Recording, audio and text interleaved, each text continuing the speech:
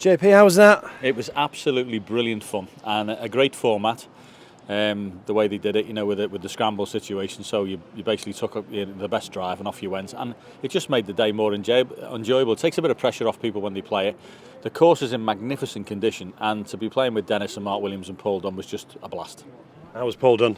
Paul Dunn was lovely, nice lad. Obviously, he won this back in 2017. Up a close house, so he's got good memories of the British Masters, which will stand him in good stead. On these Pro-Am days, of course, they're good fun and they mix with everybody. Of course, it's a fact-finding mission for these boys, so obviously hitting a few balls and practising on the greens as you would do. He's using his time well.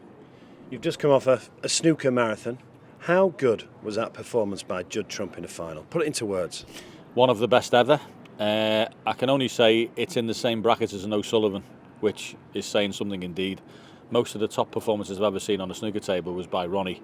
That was in there with them.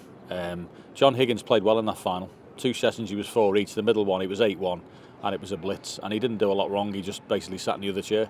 And I didn't see it coming because his form early in the tournament wasn't brilliant. He could have gone out in the first round to Tepchai on new in the final frame decider.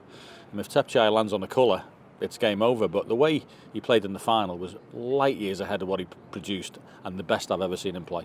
Can he dominate snooker now? He's got a chance. He's also got to prove that he can play that standard again, which is going to be very difficult to do. But listen, if you can produce the best you've ever played in the most important match of your life, happy days. And a final word on a championship overhaul. A century of centuries. Incredible, and the standard just keeps going higher and higher. And all those little nth degrees that people are looking for or searching, either with sports psychiatrists or psychologists or this and that, are more important than ever because there's so little between them. The top of that game is very, very rich in top-class players.